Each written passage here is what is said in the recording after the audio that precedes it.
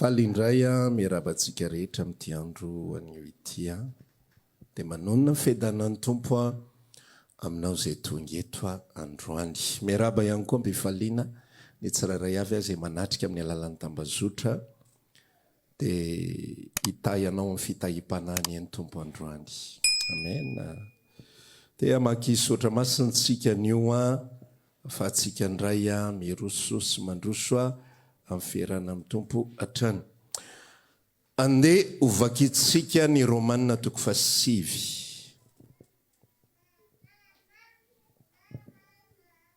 Romanina toko fasivy sy ny toko fafolo no andeha hovakitsika androany.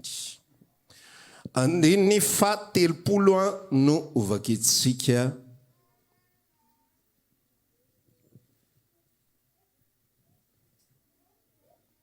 isany.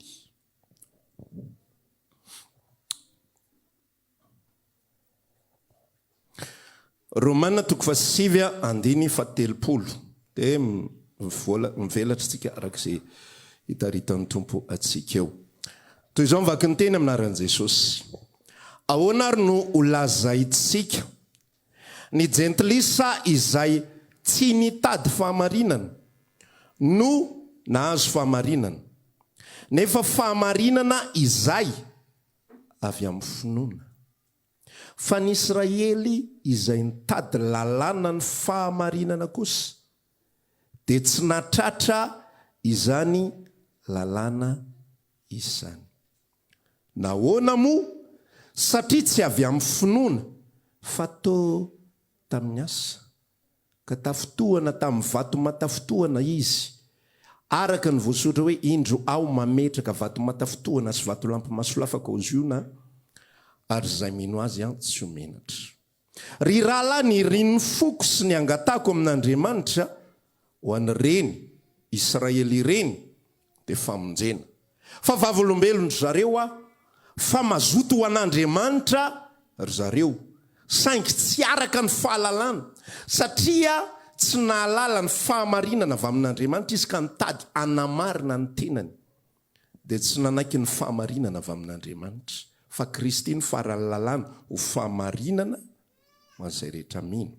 Fa Mosesy nanoratra milaza fa izay olona manao fahamarinana avy amin'ny lalàna dia ho velona amin'izany.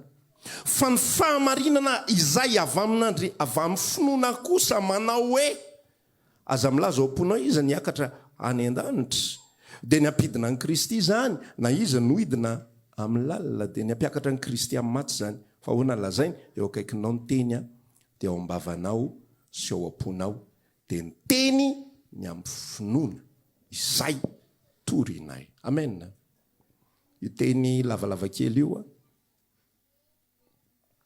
kanefa ilaina tanatin'ny afatra izay tahaka ny mahazatra antsika ihany, tsy dia lava nefa tsy dia fohy no ifampizarantsika anio. Ity teny ity dia resaka fisafidianan'Andriamanitra ny jentilisa sy ny Israely. Dia fanazavana marindrano mazava be, mafinaritra be ny atao hoe fahamarinana avy amin'Andriamanitra. Ninona tsara? Ny fahamarinana avy amin'Andriamanitra. La vérité selon Dieu. Dia fampitahana ihany koa an'ilay fahamarinana izay heverin'olombelona. Ao anatin'ity tantara ity zany izay iangatsika aloha amin'ny voalohany dia resaka Israely, dia resaka jentilisa, resaka lalàna, dia resaka finoana. Tamin'ny vanim-potoana anankiray no fidian'Andriamanitra ho azy ny Israely, dia nomeny ny didy folo izy, ary nomeny ny lalàna hitondra sy hitarika azy. Ary rehefa nomena zany ny Israely dia nisy fotoana izy tsy nankatoa, fa taty aoriana ry zareo niezaka nankatoa, niezaka nandeha araka n'io zavatra io. Ary ao anatin'ilay fanambarana izay novakitsika teo, izay soratra masina fa tsy hevitry pasteur tovy manokana, dia manambara ny soratra masina eo amin'ilay toko 15 hoe Mosesy nanoratra milaza fa zay olona manao ny fahamarinana avy amin'ny lalàna no velona amin'izany. Zay olona manao fahamarinana avy amin'ny lalàna no velona amin'izany.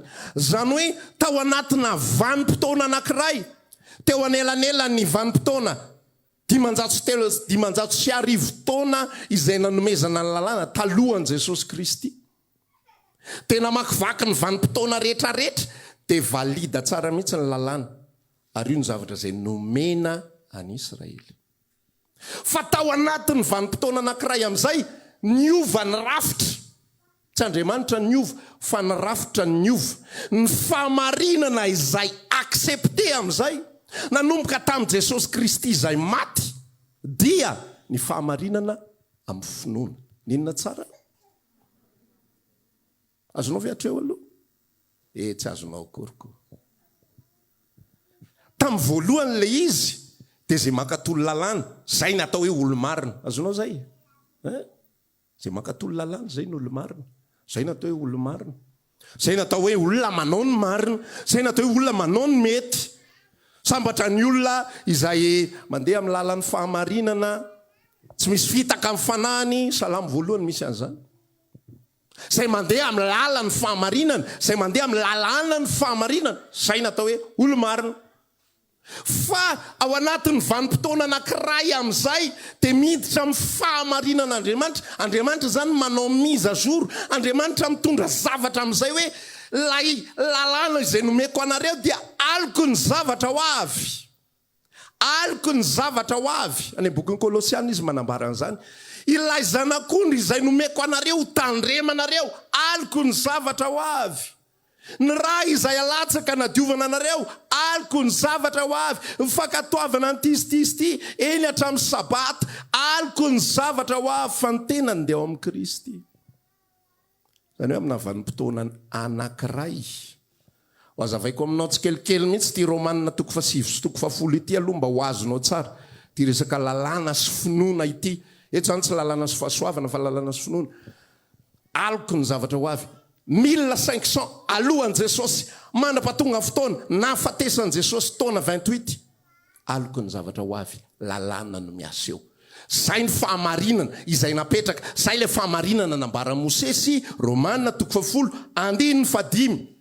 Ary zany mampatonga tamin'i Jesosy tonga teto ambonin'ny tany, dia tsy nampianatra zavatra hafa izy akoatra ny fataterahany lalàna.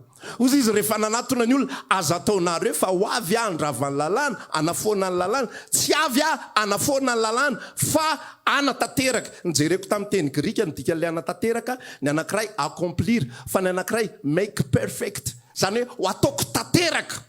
Dia inona le fanataterahana zay nentin'i Jesosy, tonga amin'izay izy nanambara amin'ny Jiosy zay teo hamarinina amin'ny lalàna. Voasoratra hoe aza mijangajanga.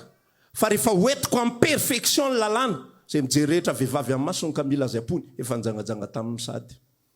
Voasoratra hoe aza mamono olona, fa za milaza aminareo, zay manao hoe fokelahy amin'ny lalàna dia efa mamono olona sady.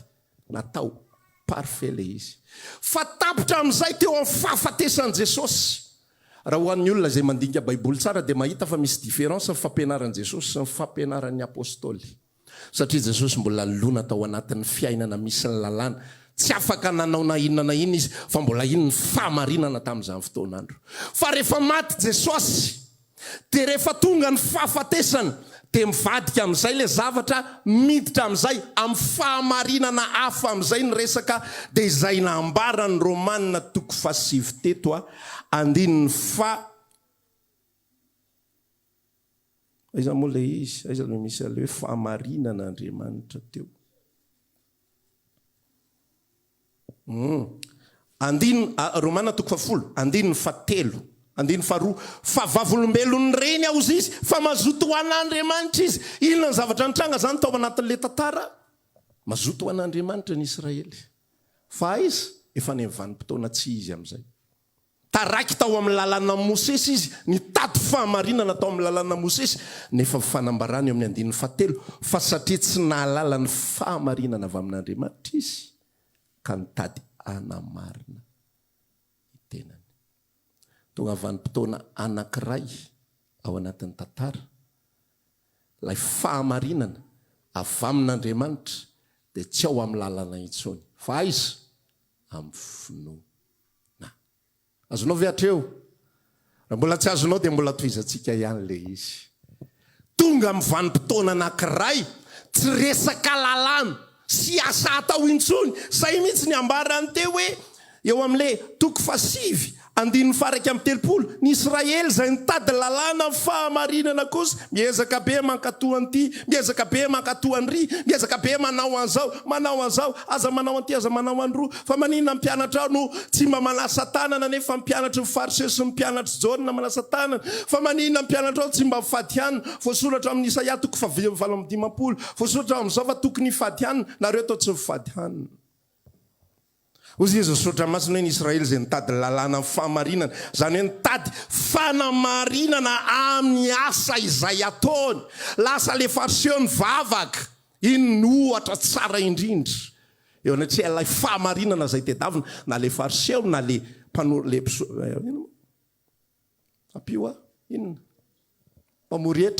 na le fariseo na le mpamorietra ivavaka, samy maninona? Samy mba hitady fahamarinana. Ianao zao tonga eto mba hitady fahamarinana, hitady fanamarinana. Samy niainga avy any an-trano izy roa lahy. Ny anankiray nitondra ny asan'ny fanamarinana anazy nanatona an'Andriamanitra izy dia nitady ho hamarinana amin'ny asany. Andriamanitra misaotra anao ah, fa nanao an'izao dia nanao an'izao dia nanao an'izao dia nanao an'izao dia nanao an'izao. Za mahavita pafolo kare, za tsy mandainy, za tsy mangalatra, za tsy mijangajanga, za tsy manao an'izao, za tsy manao an'izao, za tsy manao an'izao. Za io tantarain'ny Romanina 7 sy 10. Fa ny problema tao anatin'ilay izy tsy nahazo mizazory le fariseo hoe tsy han'ny lalàna ny fanamarinan'Andriamanitra. Tsy han'ny lalàna ny fanamarinan'Andriamanitra. Fa lay mpamorietra kosa zay tonga teo anatrehan'Andriamanitra dia nangataka fotsiny ary nivavaka tsotra faran'izay tsotra hoe Andriamanitra o mamindrafo amiko mpanota. Dia lasa izy noty tsy manana asa anamarinana anazy. Fa nino fotsiny izy dia nanatony? Nino izy dia nanatony? Lay jiolahy teo ambony hazo fijaliana, nino dia niresaka tamin'i Jesosy? Ny finoany tena zanak'Andriamanitra le ty. Jesosy mba tsaroa fotsiny ary efa tonga amin'ny fanjakanao ianao fa zay finoana izay no nanamarinana azy. Eto ambany tongotry Jesosy feno olona be dia be mpakatoa lalàna, tsy no hamarinana.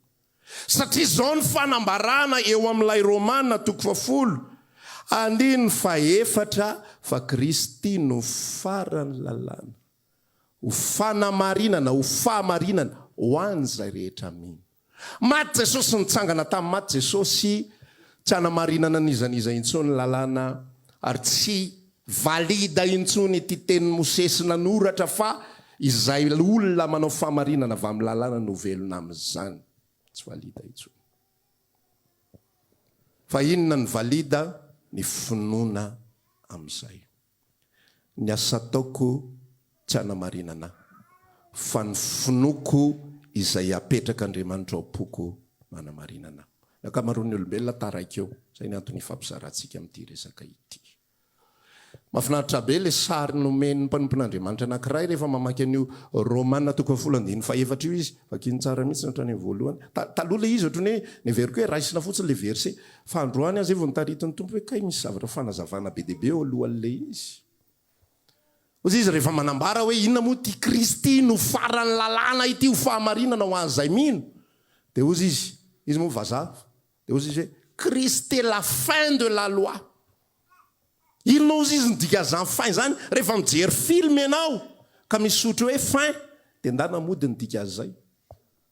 Fa tsy rehefa fin dia mbola mijanona eo foana, efa fin.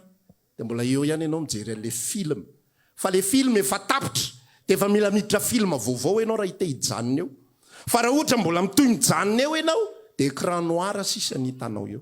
Dia tahak'izay ihany koa raha vao taraiky ao amin'ny lalàna ny olona ka teo hamarinina amin'ny lalàna, écran noir, tsy mahita ny fahamarina n'Andriamanitra. Natao hoe lalàna dia tafiditra ao anatiny daholo na ny didy 300 sy 900 na ny didy 10. Mbola be dia be ny olona teo hamarinina amin'ny didy 10. Mbola be dia be ny olona teo hamarinina amin'ny hoanina sy ny sotroina, amin'ny akanjo sy ny tsy akanjo. amin'ny fiteny sy ny tsy fiteny tsy hamarinina amin'izany ny olona fa marinina amin'inona finoana irery ihany ary ny finoana dia Andriamanitra mametraka ny finoana ao anatin'ny fo ary ny finoana mahavokatra toe-panahy tsara lavitra noho ny lalàna amen amatsy ny problema ny olona hoe rehefa tsy atao ambany lalàna ny olona dia lasa anao tao foana satria hoe finoana tsy le finoana tantara inoatra zany ange izy io fa finoana petraka Andriamanitra ao anatin'ny fo mahatonga ny olona miova ny etaeta mahatonga ny olona miova ny faniriana mahatonga ny olona tsy liana itsony amin'ny fahotana tsy liana itsony amin'ny fiviliana tsy liana itsony amin'ny karazan-javatra maro isan-karazany fa manova ny antom-pisiana any anatiny dia mahatonga azo lasa olom-baovao ao amin'ny Kristy amen Romanina 7 sy Romanina 10 Kristy no farany lalàna ho fahamarinana ho an'izay rehetra mino atreo aloha mbola betsaka amin'ny manaiky atreo mbola betsaka ny dakoro ny akamaroan'ny olona tsy sapatista ny akamaroan'ny olona izay efa tsy mampianatra itsony lalàna mbola dakoro fa nytoy an'le tantara raha lasina bavy dia zao ny ferahana amin'Andriamanitra rehetra mihitsy no tsy hamarinina amin'ny asa ianao fa hamarinina amin'ny finoana le teo zany lay asan'ny lalàna fa lay resako aminao atao anatin'ity tapany faharoa ity tena ny asa rehetra mihitsy isika tsy afaka ny ahita fahamarinana avy amin'ny asantsika inona zavatra tiako zaraina aminao anatin'ity zavatra ity ny olombelona misy zavatra tsy milamina be deabe ao anatiny ao misy zavatra tsy milamina be deabe ao anatiny ao dia noho ny amin'ilay tsy milamina be deabe ao anatiny ao dia mitady izy an'izay ampilamina ny fony sy ny sainy tady inona izy film efa taloha hitanay tamin'ny tele mety tsy vitsy ny nahita anazy film mampalahelo zay le izy amin'ny teny anglisy ny titre raha tsy diso In Seek of Happiness à la recherche du bonheur mitady fahasambarana tantarana mainty hoditra zay sahirana be le lehilahy dia niala ny vadiny ny farany dia lozana izy mianaka le lehilahy zany le lehilahy mianaka zany no fampitady amin'ny vola eny dia varotra masinina zay izy dia entiny mandeha dia nisy fotoana izy mianaka tsy manana trano honenana dia any amin'ny métro ry zareo mipetraka any amin'ny toaletiny métro izy mianaka amin'ny matory dia nitady fifaliana nitady ny fahazon'ny olombelona ny atao hoe bonheur moa dia réussite zany hoe ny fahombiazana everin'ny olombelona fa rehefa mahomby ny atao hoe mahomby tsy voatery vola fa tafavoaka mavita le zavatra tiana matateraka ny nofinofy matateraka nlay asa matateraka n'lay zavatra eritreretina zay natao hoe fahasambarana amin'ny olombelona dia rehefa tateraka izay dia sambatra zany rehefa tateraka izay dia sambatra dia lasa le tantara zany mandeha izy mianaka dia niaritra n'izao zavatra rehetrarehetra zao dia mitady asa foana le rangahy dia mivaroparitra eny dia sisy mampalahelo be mihitsy le tantara misy fotoana efa sady sahirana mbola very ihany koa le fananana kely voadona ny tomobila sy sisa rehetra fa mifara moa zany nahazo asa ihany izy dia tafavoaka izy tamin'ny fiainana tantara tena nisy le izy raha tsy diso dia mijery an'le izy na tsiaro an'le izy moa zany ny tena marina satria efa elaela nahita an'le filma hoe mitady fifaliana ny olombelona mitady fahasambarana ny olombelona ary ny zavatra zay amin'ny tany satana ny olombelona dia ny fahasambarana ao amin'ny nofo ny fitaka zay alefany satana ny anatin'ny sain'ny olombelona dia zao ataovy zao dia ho sambatra ianao raha vitanao zao dia ho sambatra ianao ty tantary ty ihany koa In Seek of Happiness koa dia vitao ny lalàna dia ho sambatra ianao zay nampatonga an'le zatovolahy iny nanatona an' Jesosy dia niresaka tamin'i Jesosy izy ory Jesosy fa inona ka mbola tokony ho ataoko enony fa tsy milamina ny anatiny any misy zavatra tsy marina ny anatiny any misy zavatra tsy mitombona any anatin'ny fony ihany, misy alay fahasambarana tsy tafapetraka any anatiny ihany. Dia lasa izy no anaton'an Jesosy fa inona mbola problema akory Jesosy a? Ozy izy Jesosy taminy ataovy daholo ny lalàna rehetrarehetra, ataovy daholo zay tokony ho atao, ataovy. Manajany raha inao sy ny reninao, ataovy ity, ataovy roa, ataovy zao. Dia ho hitanao zany.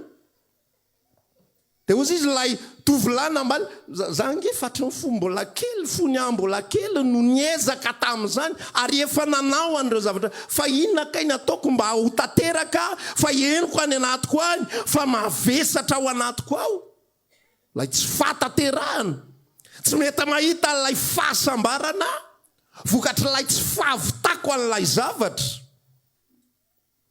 Ny fitaka Satana dia ny filazana amin'olombelona fa ao amin'ny nofo ny fahasambarana. Ataovy zao dia sambatra ianao. Ataovy zao dia sambatra ianao. Dia lasa daholo ny olombelona rehetra, tsisy olombelona tsy mitady fahasambarana zany mivoaka ny trano io e. Matoa mamekiviky era amin'ny petite vitesse iny ihany. Tady fahasambarana regny.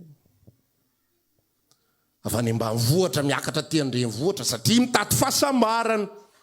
Tsy mahasambatra amin'ny mamboly mangazo, miompoko soa, reto foana isan'andro sana. Vorontsiloza, gana, gisa, mare fofona fahafa foana. Ny fahasambarana mivarotra fripy, raha notaninao ny tambavoatra zany ny fahasambarana aminy. Dia misy olona ray manao imagination be dia be ohatran'izany, raha sofera ny olona anankiray ny fahasambarana aminy, mba tompona tômôbilina amin'izay izy. Dia mandeha amin'izay ny kajoboritra. Raha vola raisy ny patron raha very sy mahomeko isaky ny isan'andro na isam-bolana. Tena heritaona tafaverina vidin'ity tômôbily ity a.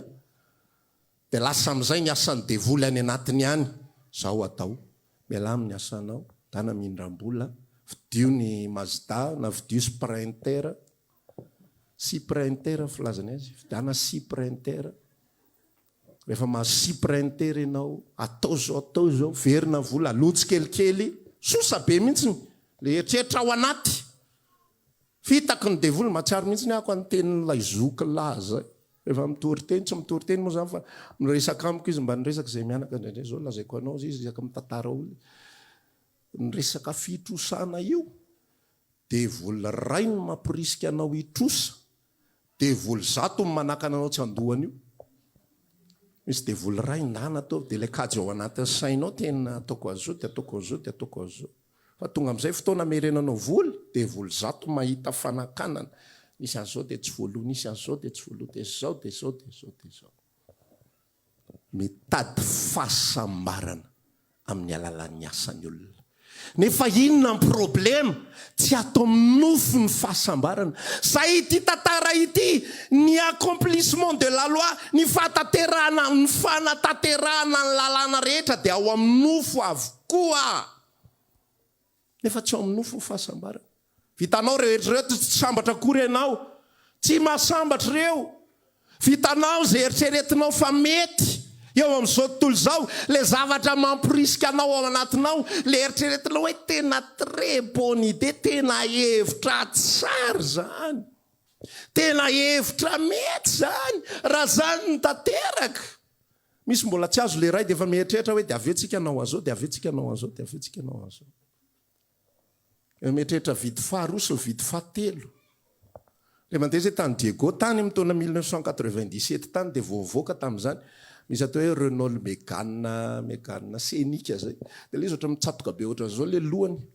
Dia iny tableau de bord iny malalaka be dia lasa le chauffeur anankiroa zay mitangina. Jery an'ilay izy eo dia izy roa lahy miresaka. Izy mpanao taxi brosy tana Diego 504 automobile fotoana. Raha tsika mahazo an'ity, fenao tsika olona ty tableau de bord malalaka be. Misy imagination be mihitsy hoe zao ny lalam-bahomby azy. Zao ny lalana fahasambarana. Fa veriko eto ny resaka, tsy ao amin'ny nofo ny fahasambarana. Fa ity ambarana soratra masina ity. Ny lakile manomboka teo amin'ny fahafatesan'i Jesosy. Ny lakile nanomboka teo amin'ny fitsanganan'i Jesosy tamin'ny maty. Ny lakile ny zavatra rehetra tafiditra ao anatin'izany ny fahasambarana, ny fiainana miaraka amin'ny Kristy, ny zava-panahy rehetrarehetra. Dia tsy ao amin'ny asa intsony, ary tsy ao amin'ny nofo intsony fa aiza ao amin'ny finoana. Tsy nahazo fanamarinana le nivakitsika teo dia zao ahoana ary no lazaitsika. Romanina 7:17. Ny jentilisa izay tsy nitady fahamarinana no nahazo fahamarinana nefa fahamarinana zay avy amin'ny finoana. Zany ny atao hoe fahamarinana avy amin'Andriamanitra tsy avy amin'ny asa, tsisy ninona azonao ao amin'ny fanahy amin'ny alalan'ny asanao zay ataonao ao amin'ny nofo. Averiko, tsy misy ninona azonao ao amin'ny fanahy amin'ny alalan'ny asa izay ataonao ao amin'ny nofo. Anareo indray avereny zany hoe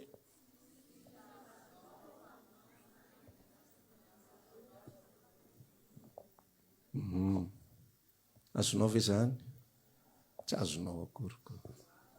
Azo ato ny fanahy, ny fahasambarana, ny fifaliana dia toe-panahy. Sady tsy tadiditsika ny vokatry ny fanahy amin'inona misy azy? Galatiana 5:22. Ny fitiavana. Manezakezaka be ny olona atao amin'ny nofo. Anao an'izao tsika anao an'izao, anao coopération composée tsika anao antena. Anavotana andranina atao an'izao. Ato zany, ato ny fanahy. Tsy mifandray ireo roa ireo, fa mifanohatra ary ireo. Tsy hoe mikofokofoka be ianao ato dia madio ny ato. Zany ingeny nataon'i Israely. Azonao ve le resaka? Kofokofoka be izy ato. Manao ny ezaka rehetra izy atao amin'ny nofo. Zay koa ny ataon'izao tontolo izao. Ataony asa soa. Ataony asa fanasoavana. Ataony karazan-javatra maro isan-karazany. Mba haninona? Ho amarinina ato. Voafafa fahotana. Voafafa ny heloka vita. Misy koa ono izay omen'ny olona hoe rehefa tonga ho ny fitsaran'Andriamanitra dia lanjaina ny asa ratsy, ny asa tsara. Ka raha mavesatra ny asa tsara dia makany amin'ny paradisy ianao. Fa raha ny asa ratsy ny mavesatra dia makany amin'ny elo ianao. Za milaza anao tsy misy asa ratsy, tsy misy asa tsara mahafafa ny asa ratsy vitatsika. Satria ny fanamarinana tsy avy amin'ny asanao, tsy avy amin'izay nataonao. Ozy izy sotra masina ahoana ary no lazaitsika rehefa mitantara izy eo aloha mikasika ny zanak'Israely dia miresaka izy ahoana ary no lazaitsika jetilisa izay tsy nitady fahamarinana no nahazo fahamarinana. Lahy jiolany omby teo amin'ny hazo fijaliana izay tsy nakatolalana. Tsy fantatro moa tantaran'izy iny. Nahoana. Tsy nakatolalana izy. Nanao zay meloka izy, nanao zay ratsy izy, ary zany no tena mahasosotra amin'ity tantara ity. Fa ohatry ny mpanao ratsy indray no mahazo ny fahasoavana. Ary ohatry ny mpanao ratsy indray no mahita fiadanana. Zay iny mahatonga lesy tena tsy mety amin'ny jiosy mihitsy ty resaka ty. Efa hoe sambatra ny olona mandeha amin'ny inona tsara? Sambatra ny olona mandeha amin'ny lalan'i Jehova. Ao amin'ny salamo voalohany tsy tadidiko sony le izy. Le sambatra tantarainy rehetra eo. Tao tsy namarinina taty amin'ny Kristy. Fa ny Kristy indray ny fahasambarana dia izy amin'ny finoana. Tsy any amin'ny accomplissement, tsy any amin'ny fanatanterahn-javatra, tsy any amin'ny fanaovan-javatra, fa ao amin'ny finoana. Manelingelina saina be ity fivavahana kristianina tena izy tantarainy Kristy sy ny apôstôliny ity. Fa ny fivavahana rehetra ataovy zao rehetra zao dia ho sambatra ianao tafiditra ao anatin'izany ny jodaisma. Ny an'ny Kristy kosa, ny an'ny apôstôly kosa, ny finoana ny lakle ny zavatra rehetra. Manahirana be zany. Tsy lay zavatra ataony lakle. Tsy lay zava-pita ny lakle, niezaka ny jiosy fa tsy nahita fahamarinana. Fa ny jentilisa no nahita ny fahamarinana zay tsy nanao ninina. Ny fariseo sy ny Israely niezaka nanao ny fahamarinana. Fa lay vehivavy tratra ola-tanana ny jangajanga nahazo ny fahamarinana. Mampialona ange zany e. Mampanao ange zany hoe Andriamanitra tsy marina ianao e. Zany nahatonga ny fariseo ny laza mihitsy tamin'i Jesosy. Tsy tamin'i Jesosy moa zany fa momonina ry zareo. Zareo pe tsara velatsira teo izy fe izy teny amin'i Jesosy ianao ty tena olona tena. Ianao ve lasa metrano amin'izay any amin'izay lela mpanota teo anatrehan'i Zakaiosy. fa zany ny tenen'le fariseo, zany ny tenen'le olona na vita zavatra rehetra. Zany androany te ilaza aminao fa ny fahamarinana avy amin'Andriamanitra tsy avy amin'ny asa izay ataontsika, tsy avy amin'izay ataontsika, fa fanomezana avy amin'Andriamanitra. Ny toe-panahy avy amin'Andriamanitra ihany koa raha lasianam-bava hoverintsika amin'ilay sarisary teo ato, tsy avy amin'izay ataonao. Tsy hoe rehefa manao inona ianao na manao inona ianao dia ahazo fahasambarana. Za taloha ny eritreretra fa rehefa mivavaka be, rehefa vavaka ny andaniana ny andro tokom-piainana dia mahazo fahasambarana. Fa tsy han'ny lalana. Fa ny lalana ilazay misaotra masina ny finoana. Ny finoana ny zava-bitan'i Kristy. Ny finoana ny famelan-keloko Kristy. Ny finoana ny fanadiovan'i Kristy. Ny finoana ny fitiavan'i Kristy. Ny finoana ny fitondrany. Sa tsy zany foana resantsika ty. Ny finoana ny fitantanana. Ny finoana fa izy no mitondra. Ny finoana fa izy no mandrindra. Ny finoana fa izy no mandamina. Ny finoana fa voavela ny eloko rehetra. Ny finoana fa voasoratra ny an-danitra ny fiainako.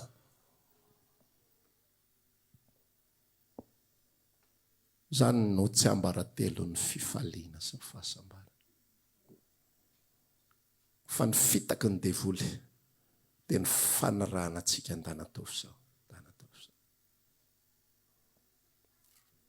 Tsy avy amin'ny asa ny tena, fa avy amin'ny finoana. Tsy hoe rehefa mifady hanina ianao dia mitombo amin'ny fahamasinana. Atao fifadikanina dia atao fahamasinana. Tsy izay mifady hanina be no masina, satria ny fifadikanina dia atao amin'ny vatana, atao amin'ny mofo.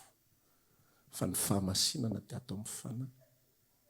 Ny fahamasinana dia omena maimaim-poana ho an'izay mino. Amen. Amarinina maimaim-poana izy noho ny amin'ny finoana an' Jesosy. Amasinina maimaim-poana izy noho ny amin'ny finoana an' Jesosy. Aza vela ny sainao andetika anao sy hitarika anao hoe mila manao an'izao, mila manao an'izao, mila manao an'izao vao mahazo an'ilay ato. Fa efa vitan'i Jesosy ny asa rehetrarehetra azonao an'ity, fa mino ianao dia mandray amen. Fa raha vao mbola mitady ianao hividy an'io dia tsy ho azonao io, satria tahaka ny Israely any ianao. Niezaka nahazo fahamarinana avy amin'ny asa. Zay ilay vakitsika teo. Fa ny Israely izay nitady lalàna ny fahamarinana kosa dia tsy natratra izay lalàna ny fahamarinana izay. Averiko, fa ny Israely izay nitady lalàna ny fahamarinana kosa dia tsy natratra an'izany lalàna ny fahamarinana zany. Nahoana moa? Satria tsy tamin'ny finoana fa toa tamin'ny asa. Rehefa izay nitranga dia tafotoana tamin'ny vato matafotoana izy, ary izy vato matafotoana io Jesosy Kristy. Satria ity Jesosy ity dia tsy mitondra ary tsy manoro ny lalàna fahamarinana avy amin'ny lalàna, fa ny finoanany azy. Vato matafotoana dia tsy na fa ny fanambaran'ny apôstôly, satria ny fanambaran'ny apôstôly izay nokian'ny maro, indrindra ny Paoly. Amin'ny Romanina toko 9, Romanina toko 7, samy laza azy daholy. Miapanga azy mihitsy ny olona. Ny olona miapanga anay ozy izy, ahazo fahamarinana avy amin'ny fahotana. Ahoana ry no lazaitsika ny amin'izany? Itoy anota va isika? Itoy anota va isika mba hitombony ny fahasoavana amintsika? Sanatriza. Ataontsika izay efa maty amin'ny ota hoana no velona amin'ny indray. Za tsy miteny ao anatin'ilay izy hoe aza manao ninino. Raha manao rakitra ianao ato, tsisy efeny ato zany. Nefa foana ny tenin' Jesosy tamin'ilay zatovolahy midio fanananao rehetra, mbola ato ihany. Satria manino ilay zatovolahy teo amarinina ato ka. Dia ny anazy rehefa ohatran'izay fandehany dia tohizany. Ohatr'izay mantsy ny io Andriamanitra io rehefa. Ozy izy ny boky ny Apokalipsy ihany no mirisaka hoe izy manao ny marina, ka mbola anao ny marina ihany, ary izay manao ny tsy marina dia manino ozy izy? Ka mbola anao ny tsy marina ihany. Zay madio ao ka mbola hiadio, ary zay maloto manino? Aka mbola ialoto ihany. Dia ilay zatovolahy nitady fahamarinana tao amin'ny asa. Dia hozy izy toizo. Toizo ilay fahamarinanao amin'ny asa. Mavesatra ilay didifolo telo amby folo sy ty eninjato. Mbola ampiko mavesatra raha mbola tsy ampy. Ary ty mavesatra ray farany ty tsy vita andrangatsony ty. Mino mihitsy afa nodiny zatovolahy iny dia nietrehitra mihitsy tany an-tsainy tany hoe Andriamanitra tsy ahita an'ilay fahasambarana mihitsy aho zany raha tsy voafarotro ho fananako. Nefa tsy izay niteny Jesosy ambara tamin'iny. Nanontaniandry Petera izy rehefa vesatra iry Petera koa tsy nahazo an'ilay resaka ahoana ihany ary ty resaka Jesosy mandrirarira. Tsy iny ve tokony tonga ve dia tafita ilay raha namana iny. Izy efa nitantara fa vitany daholo zany hatry ny fony izy mbola kely. Dia maninona raha olona tady hiaraka amintsika indray ry Jesosy ndoroanareo. Raha iny zao niaraka tamintsika.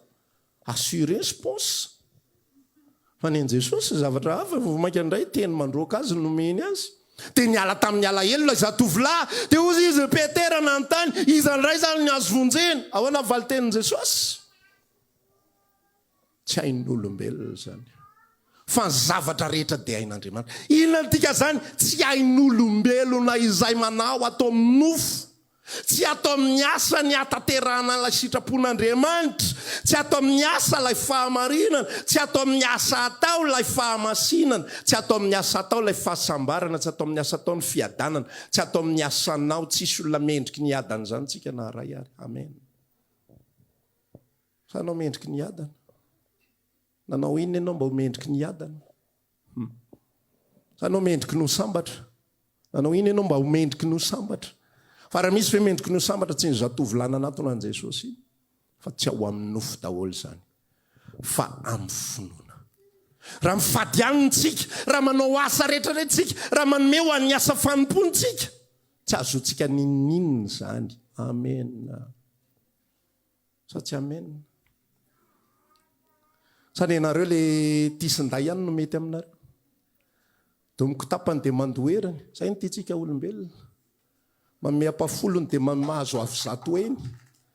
Dia manao kajy amin'izay ao anatin'ny sainao hoe raha ohatra zany ka manome 500 000 fois 100 50 millions. Rehefa azoko le 50 ameko indray ny 1 million. Nameko 5 millions indray ampafolony dia mahazo an'izao indray aho. Zay ny zavatra tian'olombelona, ary zay ny problematika ao anatin'ilay tontolo, ary zay ny fampizarantsika amin'ity androandroany ity hoe ianao aoka hiaina ao anatin'ny fahasoavana, aoka ianao hiaina ao anatin'ny finoana, dia hatateraka ny zavatra rehetra ary hiaina ny zavatra rehetra izay efa vitan'i Kristy ho anao. Amen. Fa tsy hitady zavatra hafa indray amin'ny herin'ny tenanao rehefa tsy milamany ao anatin'ny fanahinao. Aza ny nofo ny ampijaliana fa mitadiavan'i Kristy dia mino azy dia raiso fiadanana ao aminy. Ilay fiadanana nge raisina ampinony sa tsy izay moa ilay resaka? Ilay fitsarana nge raisina ampinony sa tsy izay moa ilay resaka? Izay mahatonga hoe ny finoana irery ihany. Finoana ao amin'ny Kristy. Rehefa misy olana ny anatinao, misy fahazaran-dratsy ny anatinao, mandehana amin'ny finoana. Tsy zatsony ny velona. Inona ny finoan'i Paoly? Zany nge voaomby amin'ny hazo fijaliana miaraka amin'ny Kristy. Fa raha tsy ambaratelo ara-pivavahana no resahana aminao dia davidolo tsy ambaratelo fa mitovy daholo. Rehefa manao ny tsy mety ianao anatinao, mila omboana ny nofinao. Inona ny dika zany? Dana mivady hanina, dana manao alim-bavaka, dana mivavaka be dia be. Ataovy daholo zany fa tsy izay ny objectif. Azonao ve zany zavatra teneniko zany? Ataovy ny alim-bavaka nanana firaisana ifalifaliana miaraka amin'ny tompo. Ataovy ny fiderana, aza manao fiderana ho lakile azatsy na lakile anzaroa. Mangala plezira fotsiny nge ferana amin'ny Kristy fa tsy isy tanjona na inona na inona apetraka. Fa raha vao tanjona ny apetraka ao anatin'ilay asa izay ataonao, dia miverina amin'ny tantaran'i Israely sy ny lalan-diso izay efa nandehanan'i Israely sy mbola andehanan'i Israely mandraka ankehitriny ianao. Azonao ve zany zavatra zany? Manao ny zavatra anankiray tsy azony zavatra, fa manao ny zavatra anankiray amin'ny fifaliana fotsiny ihany. Efa resantsika ny atao hoe liberté financière, fahafahana ara-bola.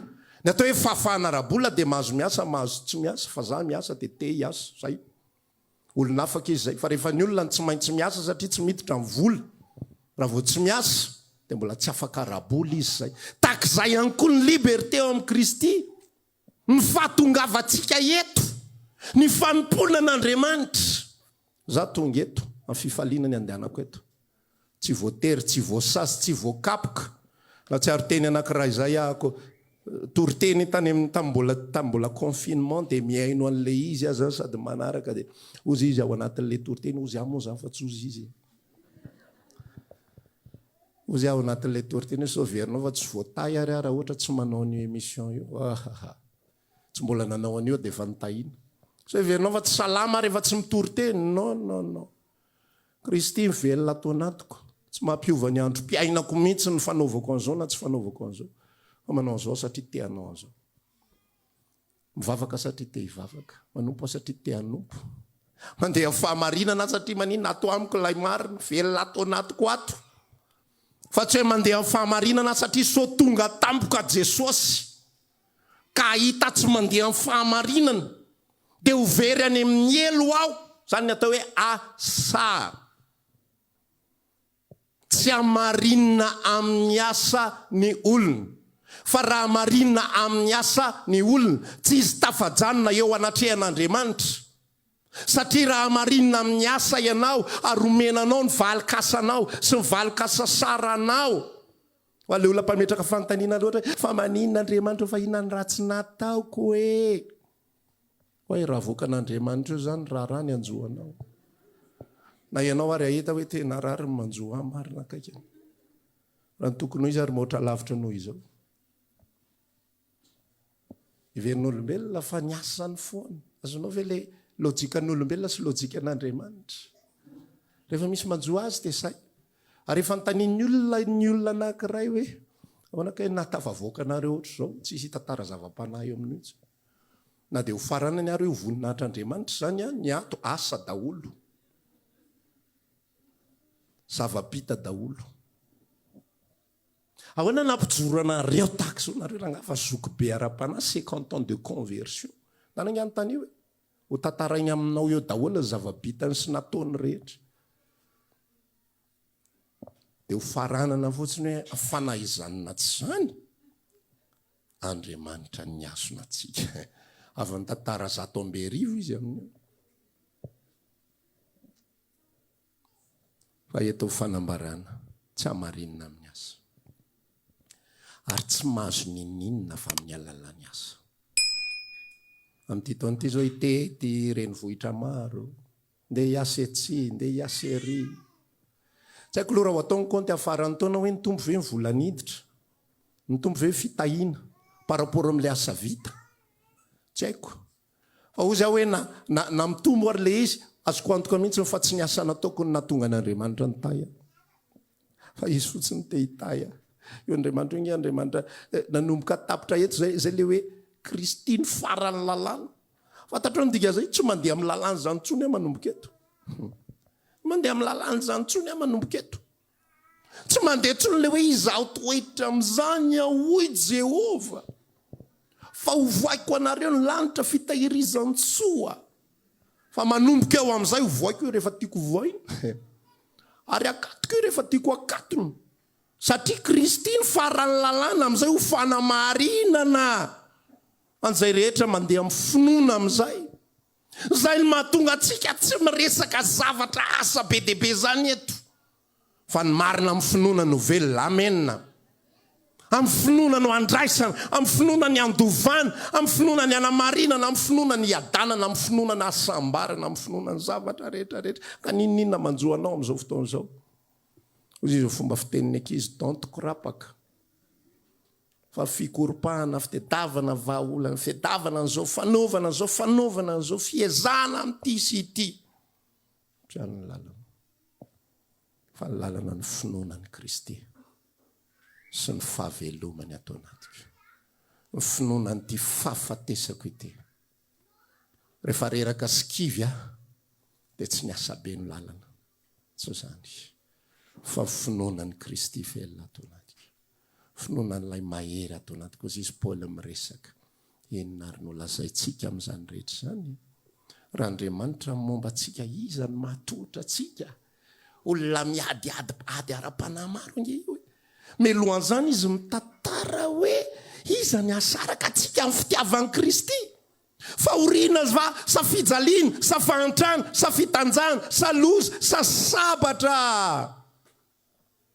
amin'izany rehetra izany loza izy manoatra mimpandresitsika amin'ny alalan'ilay tiantsika ka na inona zavatra na any an-danitra na ito tany na amin'ny hoavy na anjely na fanapahana na inona tsy mahasaraka antsika fitiavan'Andriamanitra zay amin'ny Kristy Jesosy ary tsy avy amin'ny asany nofo izany fa nofo ozy lahira zay raha ny hery atao anatiko mety ho reraka matoa ianao reraka ato ianao no mikofokofoka maninona tsara ato ianao no mikofokofoka te imerite enao zay te olombelona ity te homendrika ozy izy malagasy hoe mahazo valika sasarany de ozy mamaly hoe de raha tsy sasatra zany de tsy mendrika azo nininina valika tsembohana raha tsy tsemboka zany de tsy mendrika azo nininina fa rehefa tsemboka tena matsiaro sambatra mihitsy sady mamafa-tsembohana amin'le vola roa alina zay mihitsy ny fahasambarana de mbola ampiny hoe ambinin-java manasatra zany ny olombelona zany fa ny ao amin'ny Kristy mihinana eo amin'izay tsy namafazana tsy mety zany tsy mety zany rehefa tonga le fanasana lehibe de atsona daholo ny elakelan-trano mino mihitsy afarahina ny tena atao tena izy misy fampijery tsy saminana io lolo izy hinana avy mitsakosako tsara izy miandro fefakadiny tsy torana izy zay avo hinana tsy matiko lolo ty aiza ko sakafo tsara be ohatr' zao de hoe avia ty hinana fotsiny tsotro zao ianao tsy nitetika karoty tsy namofy ovy tsy nanasa vilia vitanandro ao any de vita zay avy mihinana ao apio nefa zay mihitsy le système divin tapitra ny lalàna tonga valy le zanakadala vonoa ny ombona fa ozy le vazivazy ereresahantsika hoe mino mihitsy fa eo mpihinanana eo sady mbola malimalina eo so tratra ny daka tsy hitamaso tampoka sady mihinana ihany rehefa mivavaka sady samy kipo tanteraka mizotra Andriamanitra amin'ity sakafo ity mbola tsisy ihany aloha manatona hatreto ta io mba hitondra hery sy tanjaka ho anay amen ho aninaingana tsy hay izay anjo rehefa avy eo mbola miandro valiny an'ilay zava-bita fa tsy mino an'ilay zavatra nataon'i Kristy efa voavidy ny fahasambarantsika aza mividy an'izany fa mino ho an'izany efa voavidy io fifalianao io de mino sisany asanao na misy fotoana arenao reraka tsaroso zao afatra zao fa na hijanona ny trano arenao tsy hoakaty intsony efa voavidy zany tsy atao amin'ity efitrano ty ny fahasambarana zany tsy midika aza tonga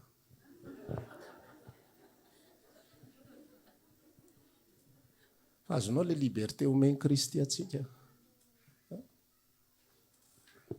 ny valim-bavaka tsy afa-misy atao atsika tena tsy fantatra aloha iandry afirintsika zay vao tena aray an'izany eny natao fotsika any fa rehefa voarain'ny fotsika zany de afaka niadana amin'izay tsika afaka ny anatona an'Andriamanitra ozy ny tenin'Andriamanitra hoe amin'ny taretsy misarona voaly Mosesy manatona an'Andriamanitra satria fahamendrea Mosesy nety ny anatona an'Andriamanitra azonao ve zany Mosesy miaraka amin'ny fahamendreany lay lehilahy izay lazaina fa tsy misy marina tahaka azy tsy misy tsara fanahy tahaka azy manatona an'Andriamanitra fa rehefa manatona an'Andriamanitra miaraka amin'ny voaly no saroma Mosesy ny tavany Andriamanitra mandalo de zao ny fanambarany Mosesy tsy misy olona mahazo mahita ny tavako ka ho velona fa ny voako ihany no ampahitako anao ary rehefa mandalo tsy maintsy mitodika ianao fa ozy izy Paoly tsika kosa miaraka mitava tsy misarona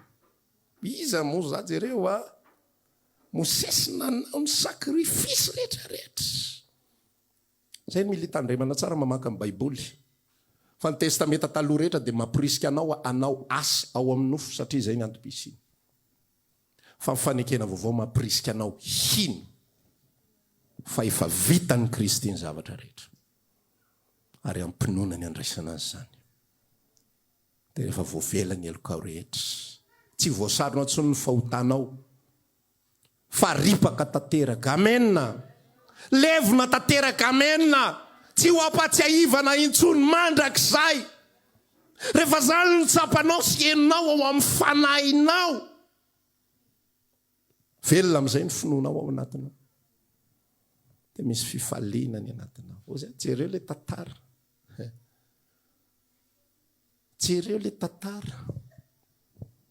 Fa tsisy nanao nininina mendriky ny azo nininina zany ny tantara ny filazany tsara. Tsisy nanao Zakaiosy tsy nanao nininina. Vehivavy ola-tanana nijangajanga tsy nanao nininina. Jiolany omby teo ambony hazo fijaliana tsy nanao nininina. Tsisy nanao nininina reo olona rehetrarehetra izay tonga avany Asia Minora, avany Perky, Pamfily, tsy fantatro rehetrarehetra tao amin'ny asan'ny apôstôly toko faharoa. Tsisy nanao nininina. Personne n'a rien fait. Fa mena maimaimpona ny zavatra rehetra. Tsy misy fanamboarana nininina fa mena maimaimpona. Ary izay nataon'izy rehetrarehetra nataony maimaimpona ihany koa. Na foiny ny fananany teo tongotry ny apôstôly maimaimpona. Tsisy fiandrasana na inona. Azonao izy atao le zavatra ao amin'ny nofo fa tsisy impact ao amin'ny fanahy fa atao am-pifaliana. Faly daholo mitondra azy. Azany apôstôly toko fahatelo nazoto tamin'ny firaisana izy ireo. Nazoto tamin'ny firaisana isan'andro izy dia niainy ny apôstôly teo amin'ny fitoerana izay atao hoe fialofana izay atao hoe an'ny Solomona. Nanatanteraka tao amin'ny vatana amin'izay izy zavatra rehetra. Ny anankiray zany dia zao manao zavatra ao amin'ny tena mba hazolona n'ilay ao amin'ny fanahy izay tsy azo mihitsy mandrakizay. Iny ihany koa fitaky ny devoly. Ataovy zao.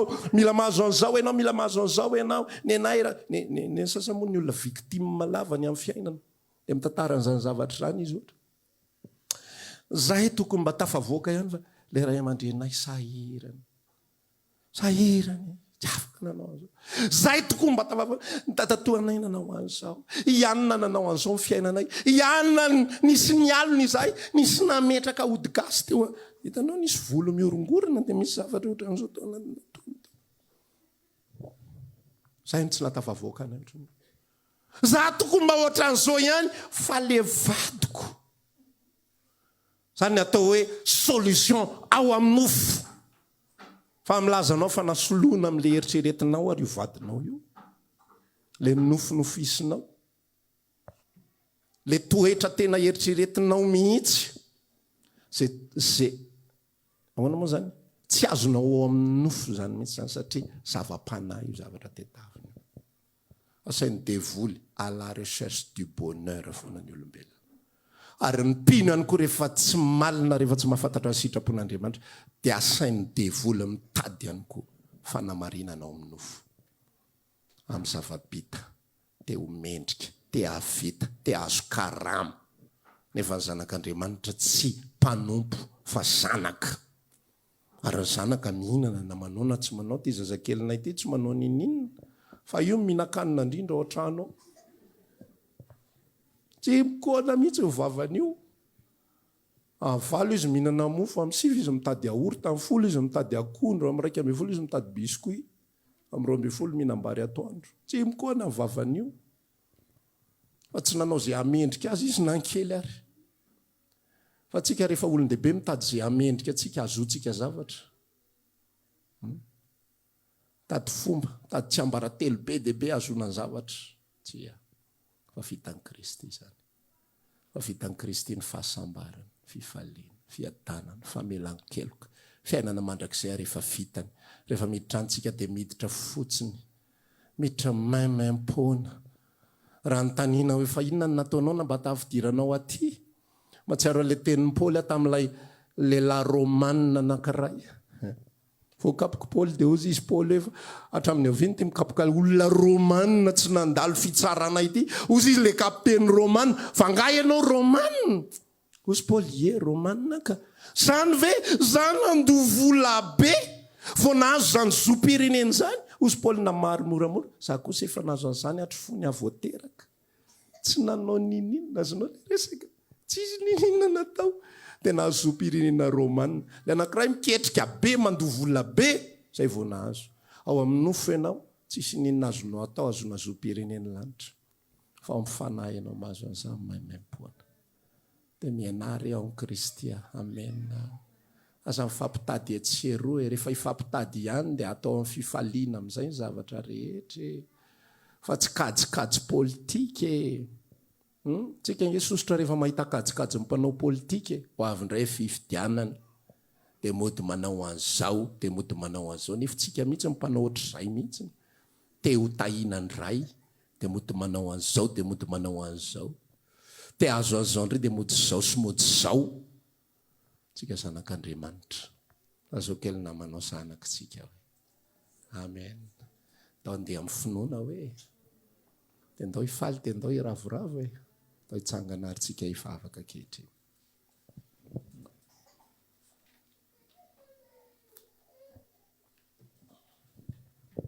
zay manavesatra ny fonao androany zay manavesatra ny sainao aza mitady vahaolanao amin'ny nofo amin'ny zavatra ataonao fa mino an'i Kristy dia ho vonjena ianao izy izy ary zao nitoy an'le teny zay vakentsika teo hoe any amin'ny Romana 10:7 tena manaiky an'izay Jesosy ho tompo havavanao ianao ary mino amin'ny fonao fa Andriamanitra efa nanangana azy dia ho vonjena ianao fa fony inona dia azonao ny fahamarinana ary amin'ny vavanao nikena dia azonao ny fahamonjena soatra tompo fa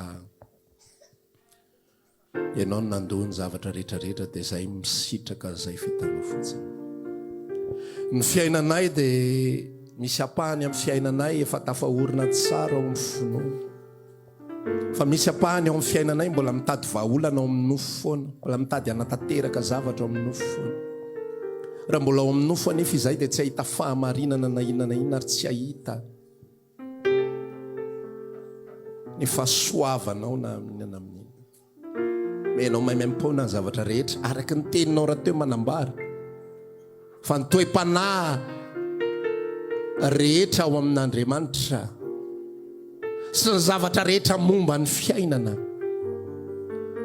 dia efa nomeny ny herin'Andriamanitra ho atsika avokoa misaotra ny amin'ny fanamarinana anay misaotra ny amin'ny fananganana anay misaotra ny amin'ny teninao miresaka aminay fa misy olona any zay tsy miadana misy olona any zay ketraka zay reraka zay mbola mitady tsy ambaratelo be debe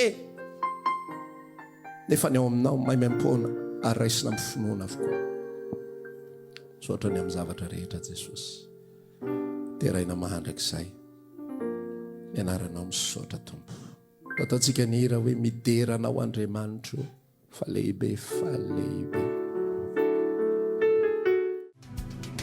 raha maniry ary hivavaka aminay ianao dia tongava ary isaky ny alahady amin'ny 7 ora sasany ny talata amin'ny 12 ora sasany ny alarobia amin'ny 12 ora eny Antsahamanitra 100 metatra ambany fijerena fety trano gribege amin'ny ankavian-dalana tongava soto